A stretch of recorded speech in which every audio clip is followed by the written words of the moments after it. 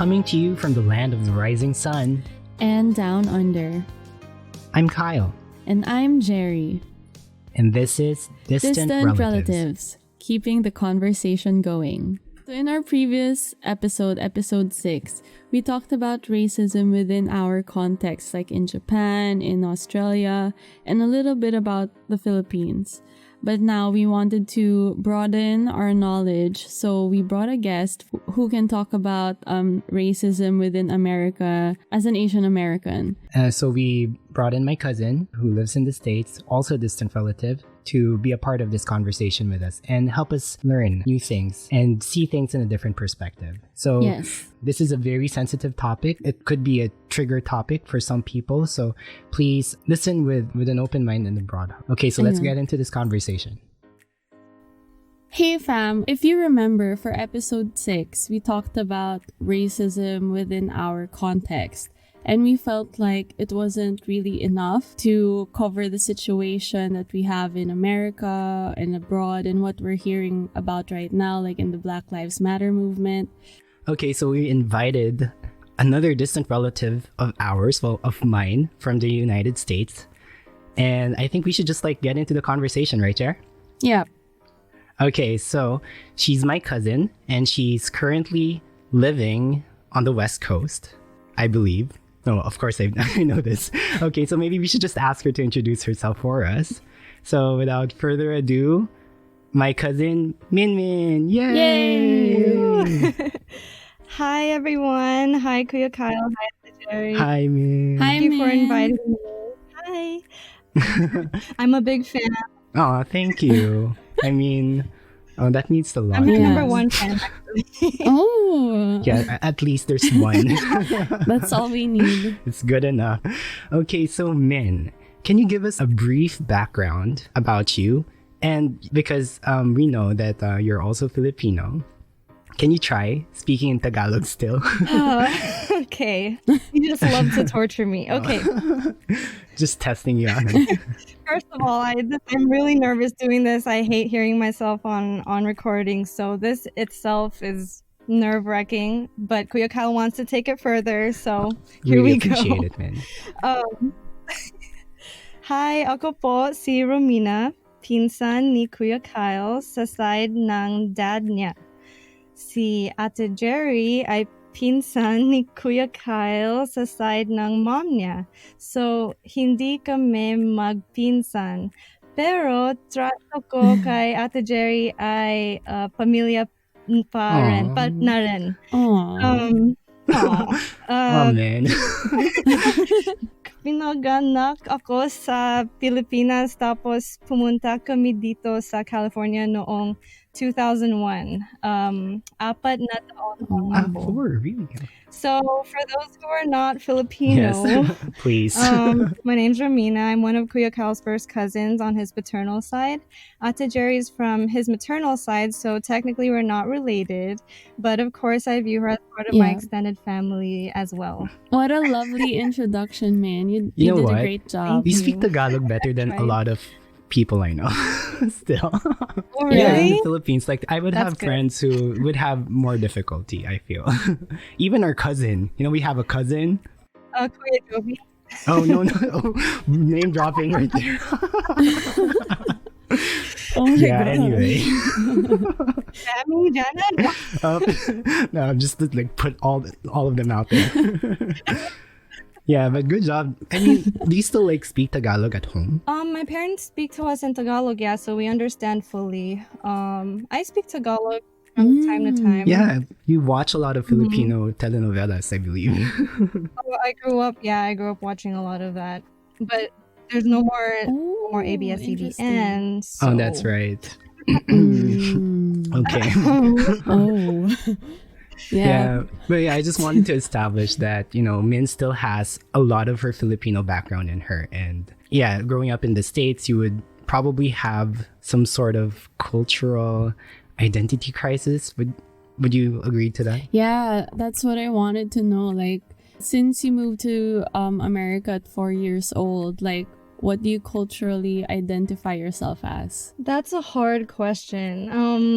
But Yeah, for sure. okay, I'll tell you guys a story. Okay. I was always proud to be Filipino, and but one time when I was in the 5th grade, I was just playing during recess with my friends. And then one of my friends, who was also a Filipino, but she was a Filipino American, she was like, Romina, come here, Romina. What? Okay. Are you Filipino? I said, yeah, why? And she said, oh, because you sound like it. And then from then on, I was like, wait, how do I sound Filipino? So I was never aware of my own accent. I thought English was just English. I learned English when I was in the Philippines. Same. Shout out Nanalita. Go girl. I just keep name dropping. Yeah. Yes, definitely. But yeah, since then I was super self-conscious about my accent. Up until the Filipino-ness of it, the accent was completely erased, and the Americanized way of speaking took over, and it became so second did you hate nature. it? Did you hate that part of yourself? Yeah, for a second, because I was not bullied, but I felt like some microaggressions and being singled out. Kids are very honest, and even like up until recently, people would say, oh, you were born in the Philippines, oh, you're a fob. Fob is fresh off the boat. And this is like people who's in my circles, but they don't mean it in a they don't mean to harm. Bad way. Yeah, but sometimes microaggressions are like unintentional and they don't even realize what they're saying. Yeah. But this pattern of like identity shaming continued throughout my preteen, teenage years, up until high school, because my schools were mostly Black and Latinx, and just a sprinkle of like Asian, just a little bit of Asian. And the Filipino peers that I did have would say stuff like, Pacquiao is the only thing that makes me proud to be Filipino, or oh my god, or Tagalog sounds so ugly to the ear, or Pinoy pride is so corny. You know? Really? So, but you know what? Like recently though, there was a survey that said that among the Southeast Asians, Filipino had the sexiest English accent. Just now, like this just came out now. It would have been better if it came out like years ago. When you were 4? Yeah. No way. But like there's also this running joke that Filipinos have so much pride for anything Filipino. Like there's this scientist who is just 1/12 Filipino, and there's like Pinoy pride because you're Filipino, something like that.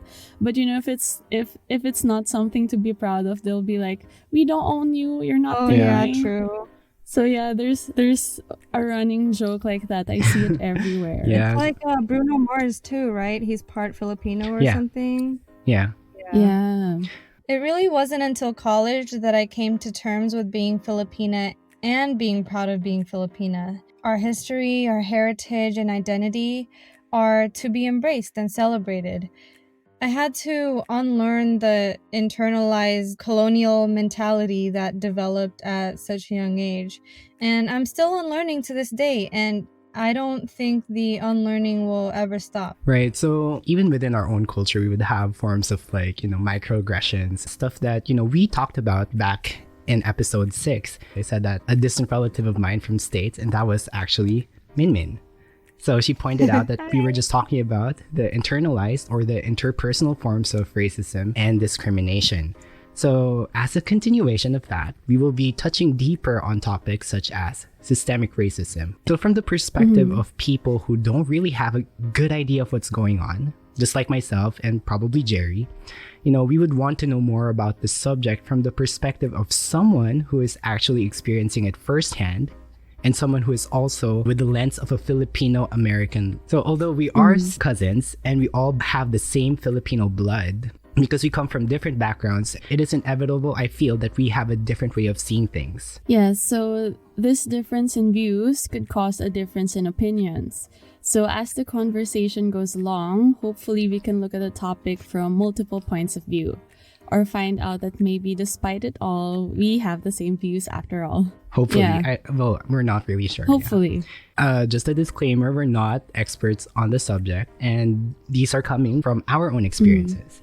This is just for all of us to get a better understanding and to see how we can help, how we can move forward. So we would want to shed light on the Filipino American community, how Min Min faces this, and see how this is our problem as much as it is the Black community's problem. Okay, so Min, maybe you can start it all off for us. Okay. Can you tell us, why is this conversation even important? Why does it affect us all? Okay. And first, how did it even start? All right. A lot of questions. Let me Yeah. no, it's Sorry. okay. Let One me at a time. give a disclaimer myself. Like Kuya Cal said, I'm not an expert on this either. I just happen to be a distant relative in the US. So I'm only sharing what I know and echoing some of the key points I've learned from others. I'm also speaking strictly from a secular sociological standpoint so as to remain inclusive Whoa. of your audience, Yeah. of the podcast's audience. That's a big Thank word, you. though. Can you explain the secular sociological? Oh, sorry. Another disclaimer. I'm trying not to put a lot of unfamiliar words, but feel free to stop me when. Okay. So secular is just anything that doesn't involve religion or spiritual understandings, and sociological because that's what I studied in college. So a lot of what I'm saying is based on what I learned in sociology. Okay. Amazing. Yeah, it's important. See, these things are actually very sociologically rooted, right? So your perspective, I feel, is very important in this, Conversation. time. Yeah, in this conversation, yeah. It's also important to note that racism is such a dense topic. It's hard to cover everything in one sitting. Racism is deeply intertwined with capitalism, sexism, classism, all the other isms that operate to oppress certain groups. But for the sake of time, I will try my best to center this conversation on just racism in America. A final disclaimer, I do not speak on behalf of the Black community. I don't qualify at all to represent their experiences. I'm speaking in solidarity with the Black community, and I only intend to use this space to shed light on what is happening here in America. Yeah, we're just gonna try our best to summarize it with the experiences that we have. And thank you very much. And I know it's really hard and it's a sensitive topic and it's hard to put yourself out there. So thank you. Yeah, so thank you for keeping this conversation going with us. Of course, it's important to reach it on a global scale. Okay. Systemic racism. Right. So disclaimers aside. Let's get right into it. So, what is racism in general? It's a man-made ideology that one race, based solely on someone's skin color, is superior over all other races, and this notion has prevailed in everyday interactions, like we talked about in microaggressions and such. It's prevailed in institutions such as workplaces, schools, and healthcare, and in the foundation of systems that dictate entire societies all over the world. Which brings me to my next point, systemic racism. That is the racial oppression that's embedded in societies through institutionalized laws and procedures. So it's way more than just microaggressions or prejudice or small acts of discrimination. We're living in it. So you're saying that the system is against us. Talking about America, it's against Black and brown communities. And I want to make something clear. I know you mentioned that I experienced racism. I have only experienced microaggressions or the smaller scale interpersonal stuff. But have I experienced racism in a way that Black and brown people have? No, absolutely not. I haven't. My last name, my whole name, and my skin color, I'm a product of Spanish colonization in the Philippines. And acknowledge my privilege as a light-skinned Filipino. So I just want to use that platform and privilege to uplift the Black and brown communities around me. You're a person of color, but then because you're light skinned, you're treated differently. That's what you're trying to say, right? So like if I get pulled over, I might just get a slap on the wrist. Whereas if I'm darker skinned or Black, I'd fear for my life. Am I gonna make it out of this interaction with the police alive, type of thing? Yeah. I see. And I thought like if you look differently, so it's not just the color of your skin. I didn't think that you would, experience some sort of privilege yourself. Yeah, because race is based on the color of your skin. White Latinos, white Filipinos, or lighter skinned Latinos, Filipinos, we have more privilege than darker skinned Filipinos in this race system, if that makes sense. This is not to say that. Oh, I didn't know that. That's where colorism comes in. That's the papaya soap, all of that stuff. Yeah, that's so true. Okay, I just want to say, back when I was in the Philippines, when I was younger, I would hate the color of my skin. And Same. I would also use papaya soap. I would try glutathione and everything. I was only able to like get over it when I came to Japan, and I was able to embrace my skin color. See? Yeah. Colorism is a product of racism and white supremacy. Yeah, like the whole whiteness of skin is venerated. It's like glorified even in like our media. Actors and actresses would be more like mestiza, mestizo, more than like the dark color skinned ones. Yeah, so yes, that's why when I go to the Philippines, there are my parents, friends, or whatever.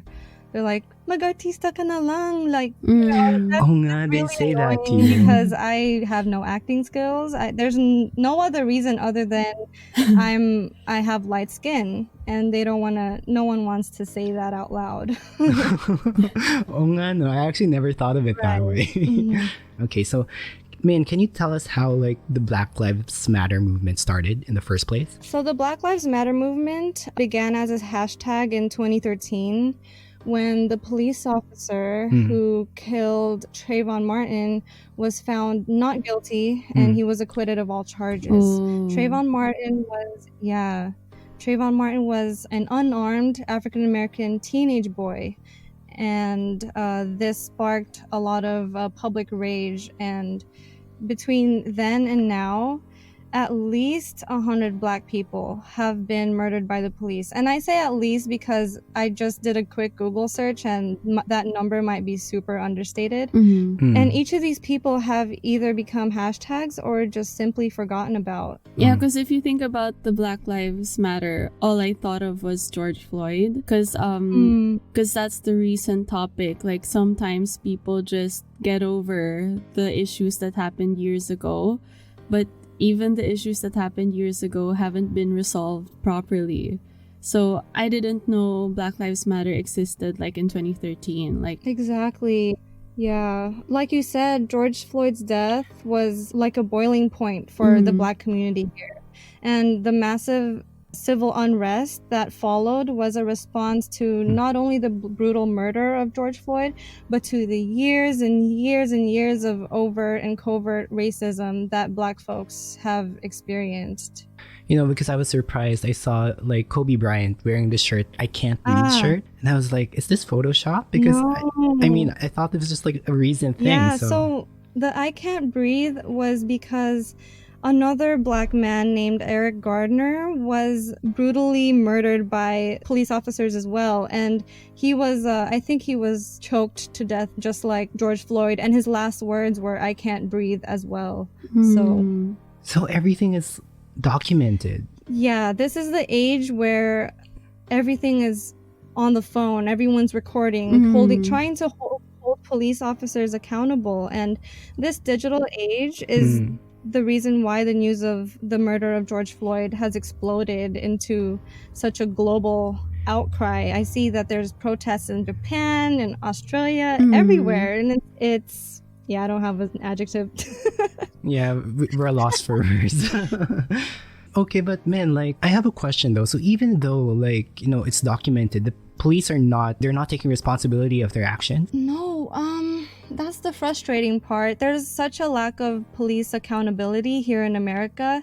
I'm not really sure much about the layers of police protection that is in place, but I know they have unions and like just layers of protection that shield them from any sort of accountability. Yeah. Right. I have a question though. Like, does it only happen to Black people? Does it also happen to like people of color like us? Yes, it happens to brown people, Latinx, Asians, brown Latinx, and everybody in between. But disproportionately, Black people have been brutalized, marginalized for literal centuries, and that's why we're centering this movement on Black lives, because Black lives here in America are the most oppressed community. Going back to George Floyd, so Kuya Kyle, you asked why was George Floyd like the catalyst again and stuff like that? Why was it super popular? Like, why was it so shared? I think it was because of the video and how it showed like so much disregard for human life. I think that's what made people really mad about the situation. And I wanted to ask Min, like, do you know Candace Owens and her video about how she doesn't support George Floyd? Yes. I didn't listen to her whole video, but my friends talked about it. From my understanding, she is a Republican Black woman, conservative. Yes. And she was saying that we are wrong for calling putting George Floyd on this pedestal as some hero, right? Because he has a criminal history.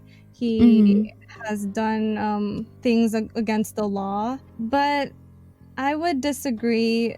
And it's not like we're deeming him a hero. He's just one of the many Black people who have been killed by the police. And the criminal history of someone does not justify why someone deserves to die. That's true. Yeah. Like, why are police officers, why does the whole law enforcement institution in America have to go so far as to killing someone? Even if they're guilty of something, why does that need to happen? Yeah.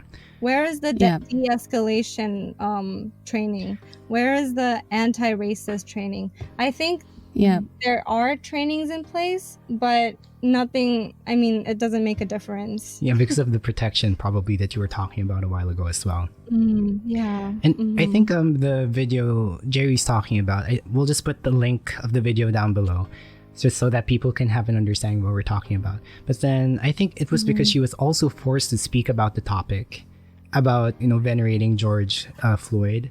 And I think she's still with the Black Lives Movement. I don't know. That's how I understood it, that she's still, against police brutality and against the whole systemic racism that's going on.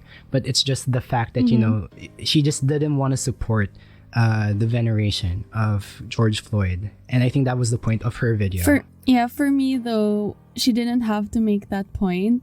But I think she was forced to do it. It didn't make sense. She was saying... Yeah, but saying that George Floyd is like a bad person, he shouldn't be a hero, blah blah blah. It's not something that she should have said in the situation because it's unrelated. It's like a red herring. But I think she was just George making Floyd, a point in the sense that, people are forcing me to talk about this and this is how I feel, and she was just voicing her opinion, but then she wasn't disregarding the whole movement. Oh, yeah, but George Floyd was like the image of the movement, like he was the catalyst of the movement. Yeah, like she's in not the denying 2020s. that though. I don't think she was. Yeah, but like bringing up George Floyd's criminal past and like stuff like that, why did she have to do that? She was trying to disregard George Floyd as like the face she wasn't of the disregarding movement. him as the face of the movement. She just didn't want to, make him a hero of the movement. So I think that's the point. He wasn't the hero. He was like the face. I know, but a lot of people are treating it like that. Yeah, she made her intentions clear, but just by saying that, she just didn't want to, treat him as a hero. But then I didn't think that she was like disregarding the whole movement though. Yeah, but I just felt like she was trying to make his situation less angering in a way. Like, she was trying to say, okay, George Floyd was a drug addict, George Floyd was high when he was caught, George Floyd was like this, like that. So she was saying, why are everyone so mad that he was treated like brutally and stuff like that? It's like he deserved wherein it. He was a terrible person. He was a criminal before.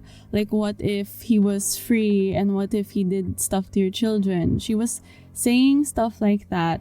And for me, since George Floyd is the face of the movement, she's trying to make it seem like he is a bad person.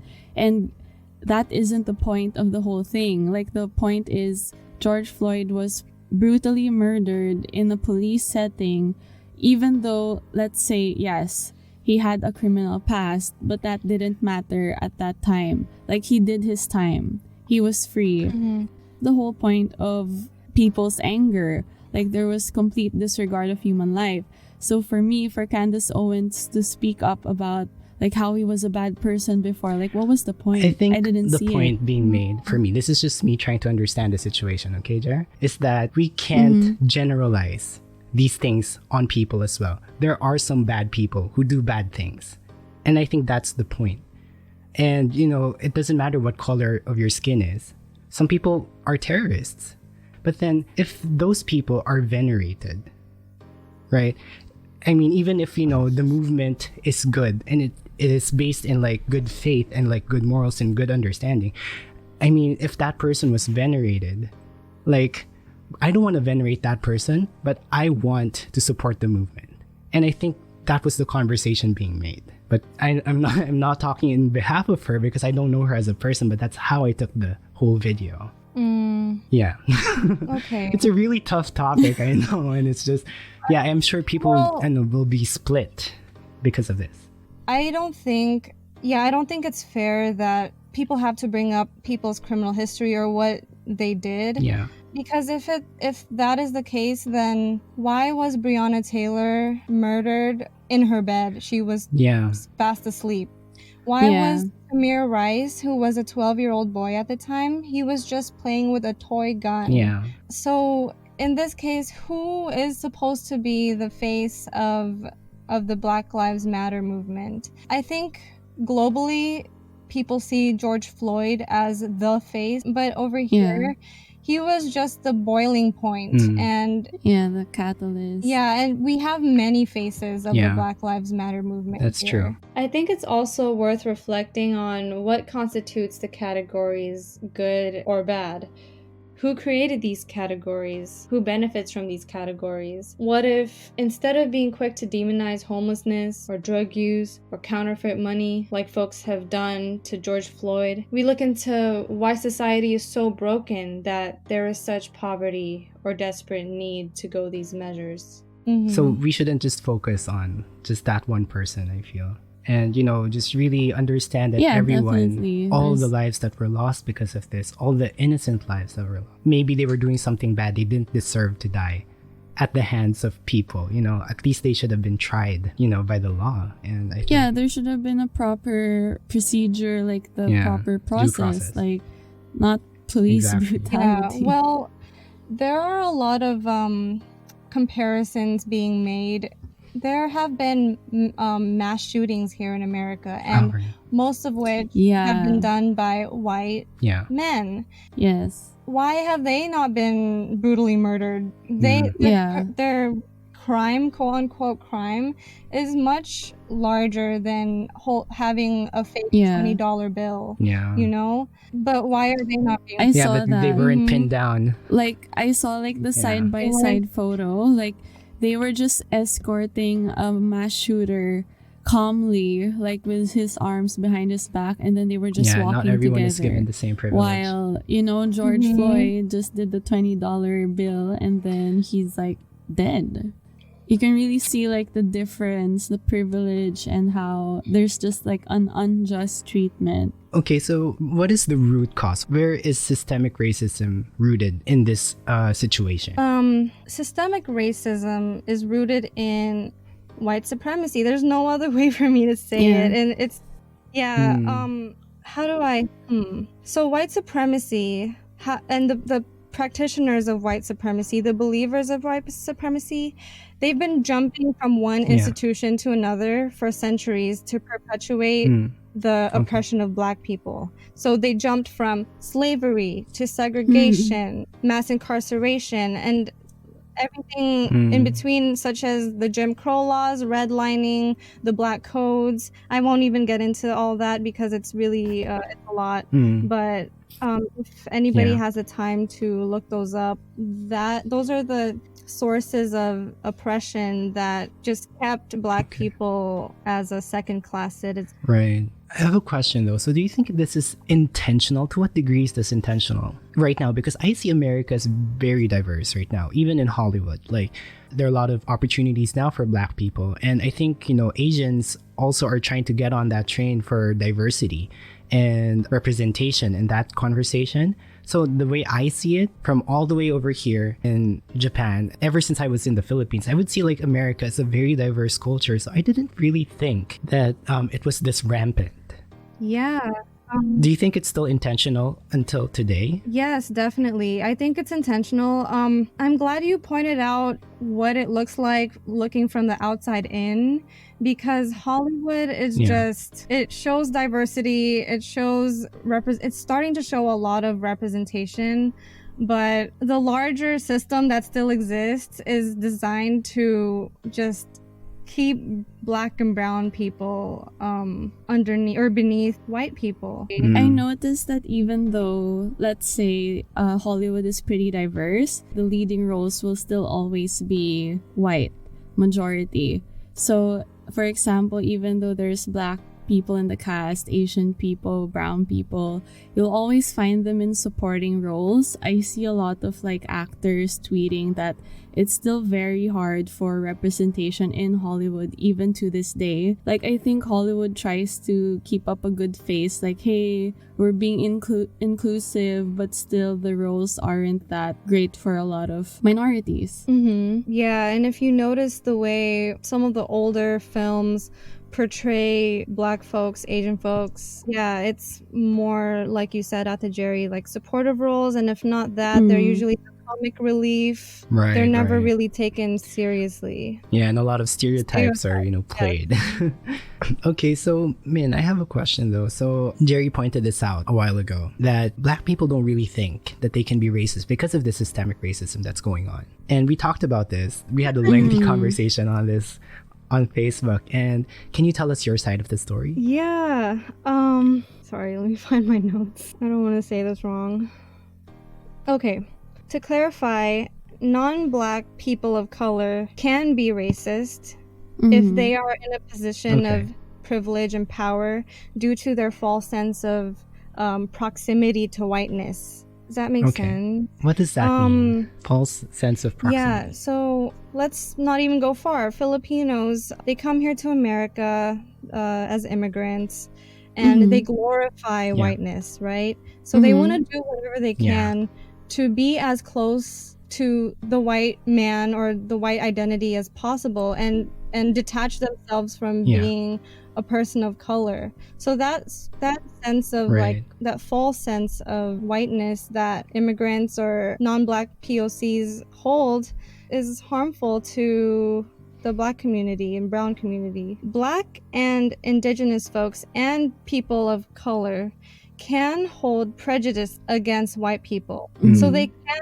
have prejudice against white people. But one cannot be racist towards white people because the entire construct of racism, the system, was created and designed to benefit white people and white people only. Okay, that makes sense that Black people could have prejudice against the white people, but what about against other races, like other POCs? Because I feel, this is just my opinion, everyone can be racist. Like, I know maybe folks might be thinking Black people have been racist to Asians because of COVID. I think that's prejudice, holding prejudice against someone. I don't know if Black people can be racist or quote unquote racist, right? I think I still stand with my answer that they can hold prejudice against other POCs, but since they're the most oppressed,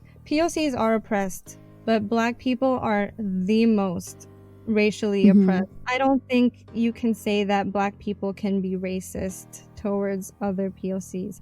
Oh, yeah. So I think we're talking about they can't be racist in a systemic kind of racism, because there are different kinds of racism, as we discussed before. I think I'm just trying to like see it from the perspective of that Black person, that he can't be systemically racist against other people, or that he can't be racist in a systemic racist kind of environment towards other people because he is being oppressed. So maybe in that sense, he's saying that he's not racist, but then maybe he was just not able to vocalize the fact that yes, that racism does happen internally and interpersonally.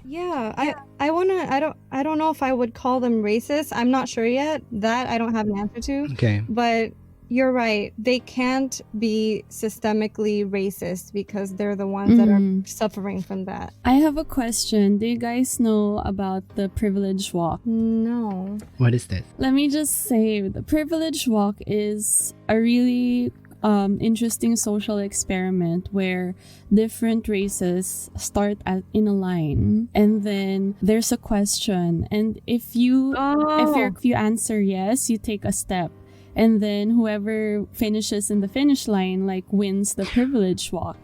So it's the video on Facebook that went around. So it's like, do you have a clean source of water? Take one step. Do you go to a something school? Things like that.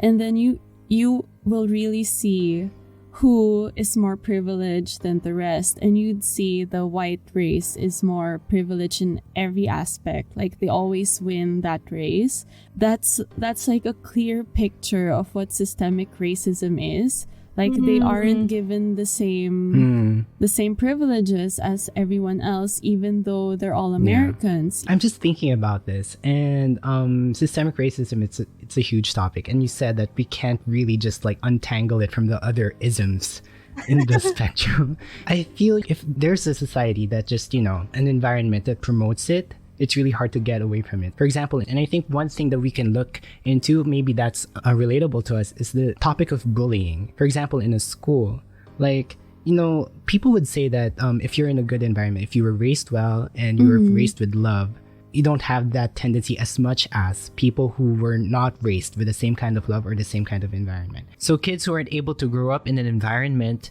that was filled with love would be opposite, and they would have a tendency to become the bullies. They would have inferiority complexes, like hate towards other people who have it better. Because of the environment, they would have this sort of like disparity, and they would find hate. So in that sense, systemic racism is true. But then if we think about it, like societies, even before, like because of the interpersonal forms of racism, that's where it actually all started, don't you think? Because of our feelings of wanting to separate from one culture because of the differences, because they're hard to work with, because they have different horoscope signs. I don't know.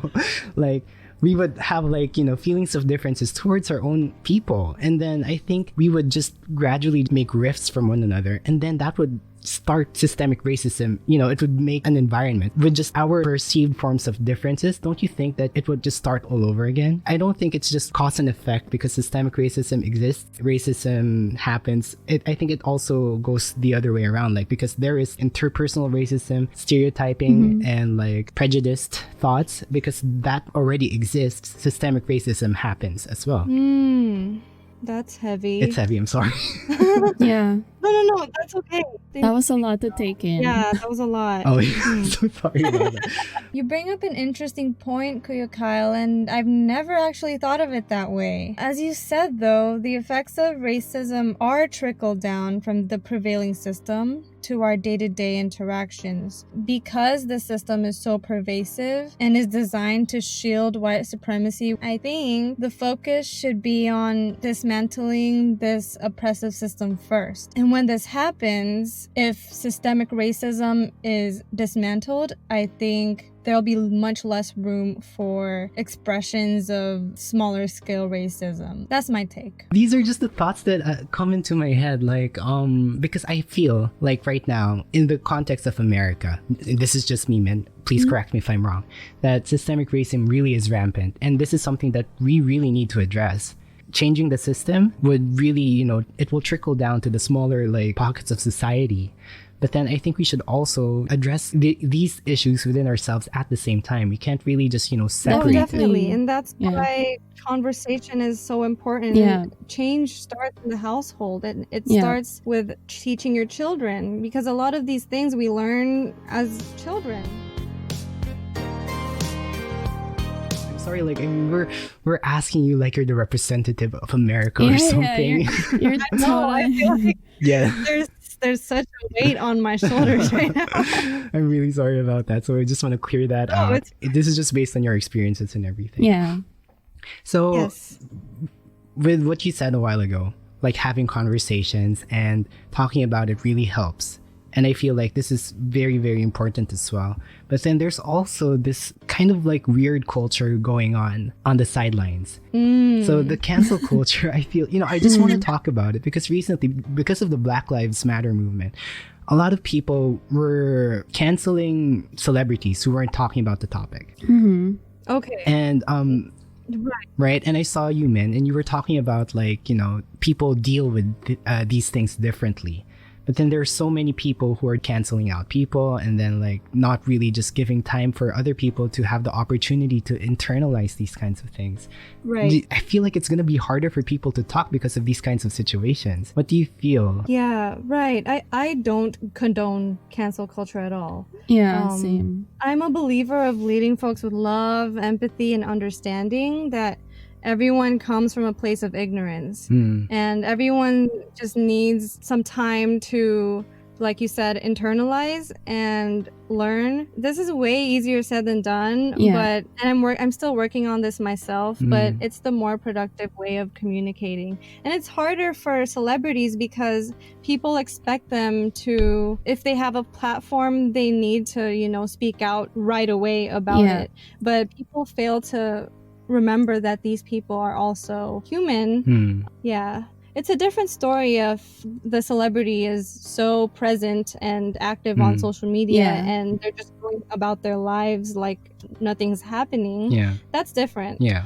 But if someone doesn't really post that much in the first place, then, maybe they're doing something else, like being on the streets protesting and Have you felt anything like this? organization. Have people like attacked you personally because you weren't talking too much about the subject? No, because I'm pretty vocal on social Okay, media. yeah. Well, there's this thing that was coined debate club racism or racist gaslighting. And I saw this on Instagram. And these are both meant to invalidate the experiences and advocacy of Black folks and their allies. I've experienced many frustrating conversations where the other person dismisses my sentiments about allyship or anything regarding Black liberation with questions like, what about Black on Black crime? So you agree with looting? You're overreacting. You're too emotional. It was just a joke. Relax. Stop being ungrateful. Focus on the positives. So to those who find themselves thinking this way, I want to invite you to ask yourself, what do you gain by defending or rationalizing racism? And what do you lose by acknowledging the existence of racism? How about your parents though? Or the What about Filipino my community in general? Because I see like people trying to like to force people to post like, hey, why don't you have the blackout photo on Instagram, something like that. Or actually no, like some Filipinos who were vocal about the movement, but then their intentions were sort of misplaced and they were attacked because of it. Oh, yeah. See, it's very sensitive. Like, I feel like the Filipino community here had good intentions and it went so far that it started becoming like Filipinx for Black Lives. That was the whole phrase. Yeah. And I even had a protest sign that said that, because I thought, yeah, of course, I'm a Filipinx woman and I'm showing up for the Black community. So that phrase makes sense. Yeah. Yeah. But people started saying, well, stop centering it around your identity and focus on Black lives, because if, like, I think Kuya Kao, what you were talking about is, for example, when Filipinos rationalize why we need to care for Black people, Yeah. it's like, oh, we're indebted to them because of the Immigration Act of 1965. Or we have Black Filipinx folks who experience racism. So because we have Black Filipinos, then we have to care about Black people. But it shouldn't have to take any sort of reason to have any empathy for other humans, you know? So I think that's where that came from. I think like we can't please everyone, because even us talking about it now, I'm sure some people would be like, what do you guys know? You're not Black. Why are you talking about racism? Yeah, that's something I was scared of, you know, because... Yeah, so for sure, some people would think that because they're coming from somewhere and it makes sense. But what we're trying to do is we're trying to start this conversation within our knowledge and our context, just so that we can keep the conversation going. Like, it's our way of helping, but we're not Black. So a lot of people, I feel, can be sensitive because it really is a sensitive topic, but it's just our way of helping. Yeah. Yeah, definitely. I agree. Again, it comes down to the Filipino community's intention. And if their intention is to really show up for the Black community, then that's what it is. But as long as they're not taking away from it, then their allyship is okay. Yeah. I think my fear for talking about it, it's all rooted in like Twitter, and like the cancel culture there is so rampant, and I'm just really scared to speak out because of these things. And I feel like, I don't know, it's so hard to, you know, to be able to talk in society that promulgates like cancel culture, and then people are being so sensitive recently. And I completely understand what Min said. Like, she's coming from a place of love, like empathy, because a lot of people are ignorant. And even how we're talking now, like, I'm sure we're missing so many things, but we need to be educated. Like, if you can educate us, then let us know, but like, don't cancel someone for being ignorant. Like, teach them, make them learn, help them learn. Yeah, it's very counterproductive. That's why a conversation is important. Well, Kuya Kyle, just piggybacking, I fell into this category too. Yeah. For a long time, I learned all about social injustice in college and never did enough to show up for my community, in fear of doing something wrong or saying something wrong. Yeah. But now I think I'd rather be vocal and make mistakes along the way than side with the oppressor through my silence. Yeah, silence. Yeah, people can take it many ways. That's why I feel like people attack people who are silent because they think that, you know, they're ignorant. But then some people are silent because they're just internalizing everything. And then some people are vocal because they really want to, you know, because they've already internalized it. So everyone has their own some journey. people handle things differently. Yes, everyone has their own journey. So to those folks who fall in this category as well, I'd say, if you're in a privileged position where you're able to educate yourself about systemic racism rather than experience it, then it is exactly your place and your responsibility to be a proper ally in whatever capacity you can. So let's just continue the conversation and keep educating ourselves. Yeah, I didn't think of it as a privilege, man. That like, you know. Yeah, that is so true. What are the changes that the government has taken ever since BLM? Like, are there anything positive? Yeah. A lot of positive things actually happened due to just protests alone and this public pressure globally. Some of these things include some Confederate monuments being officially taken down. Confederate monuments, by the way, are like hateful symbols of white supremacy. Another is talks of police reform, defunding, and even abolition. Real examples include the ban of no-knock warrants in Louisville, Kentucky, where Breonna Taylor was murdered. Yeah. The ban of chokeholds in Minneapolis, Minnesota, where George Floyd was murdered. Yeah. And the removal of police presence in some schools in America. Oh. So, yeah. And just to be clear, by defund the police, we're not asking for anarchy. We're just urging for an investment on community resources that are lacking because a big chunk of the city's budgets are allocated to the police department.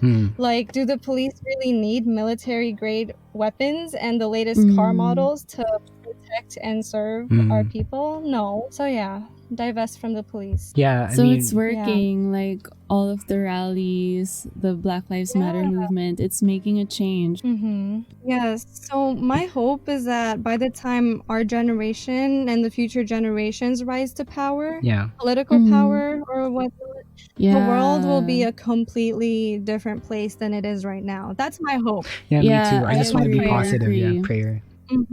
From your perspective, like how can we, like people who are not, some of us are not in America, what can we do moving forward now, man? Moving forward, what all of us can do is to continue to challenge ourselves, to be mindful of and think beyond the constructs that we've grown up in. So people might say, what happens outside of my personal circles doesn't have much to do with me.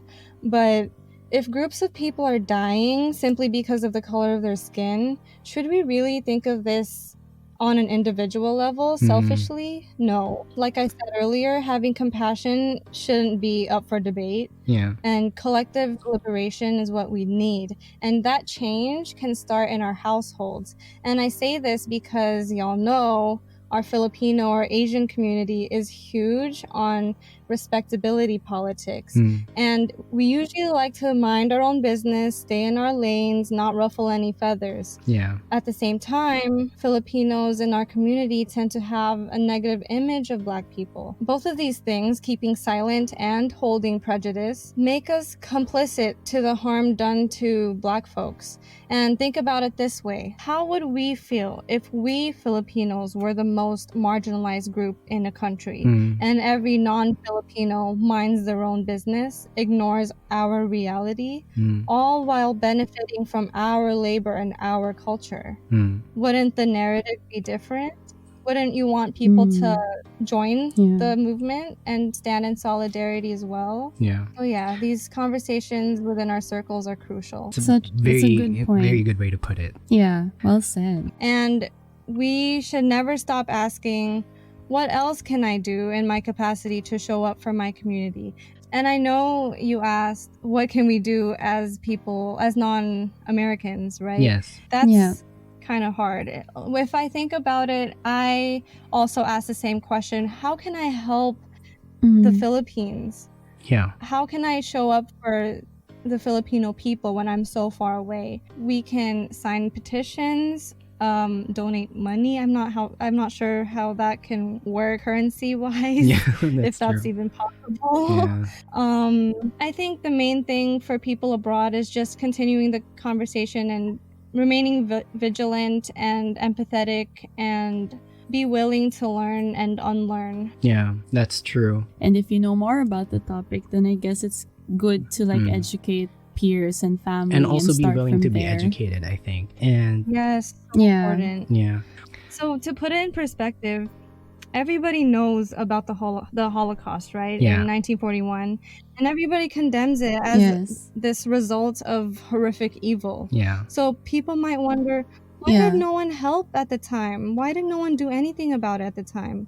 Well, in the same sense, mass oppression of Black people, indigenous people, people of color, particularly Black people here, it's been happening in America for centuries, and everyone is turning the other cheek. Yeah. Just because the issue doesn't affect them directly. Same goes for the crisis in Yemen or the living conditions of undocumented families at the U.S. border, or the de facto fascism in the Philippines. Should I not say that? Yeah. Well, Bleep that I part hope out. that we're still in the we're in the green. I think I'll keep that in because it's a conversation that needs to be done. It's true. Okay. Yeah, Kuya Kyle doesn't want to talk about it yet, but I want to No, fight. it's a conversation. See, we need to educate ourselves with the topic, so we cannot deny that conversation at least. Agreed. So welcome to 2020. Man. Not to mention the COVID-19 pandemic Oh that my gosh, surrounds yeah. all of Oh this. my god, we just forgot about it. Like, anyway, Yeah. I can't wait Yes. for 2021. Hopefully, it's a good year. Hopefully it magically disappears. I appreciate you both for even bringing this to light. I know your audience is mostly family and your friends in your respective areas. Yeah. So it's important that we shed light on this matter outside of the US. And yeah, thank you. I appreciate it. Yes, thank you so much, Min, for being a part of this. Yeah, thank you for joining us and sharing your experiences and educating us. And scheduling this in. I know that like we have like a huge time difference and everything, but I know. I'm glad it worked out. Yeah, I'm so happy. I'm open to discussing this further on my Instagram, my personal Instagram. Yes, I don't promote have yourself. a podcast Yeah, or please It's CD-ROMs, CDROMZ. Just message me. You don't have to follow me. I'm always just down for open dialogue, so just message me. Yeah. We can feel the 90s in your handle, yeah. I'm sorry. I just had to put it out there. It was very witty. Fine. Yeah. Oh Okay. Lord. Take that out. I don't want our family to get mad at me for saying that. Oh, no. Oh Lord. Oh my gosh, Just the old man. Lord. It's fine. I'm gonna put that in.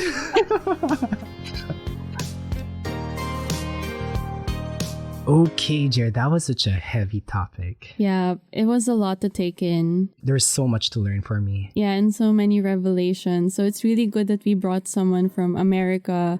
So it's really good to see like her perspective and how she feels. So it was really great that Min was here to share her thoughts and views. We couldn't have this conversation without her. Really. Yeah. Okay, so we just want to invite everyone to also just continue the conversation. Yeah, and we hope that you are able to learn a bit more about the situation in America and how racism is. If you feel that we missed a few things or we lacked in certain topics, feel free to just message us and educate us more. We'd love to hear what you think. And maybe share this with your friends as well and continue the conversations in your circles. Yes. And we would love to know what you think as well. So our Instagram is @DistantRelatives the podcast. So please follow us or give us a comment. And we're also on Facebook @Distant Relatives the podcast. So you can also follow us there. Yes. So I guess we're wrapping up, Kuya Kyle. Yep. Okay. So this has been Distant Relatives. And remember, even if life abroad gets hard, You don't have to go through it alone. bye. Bye.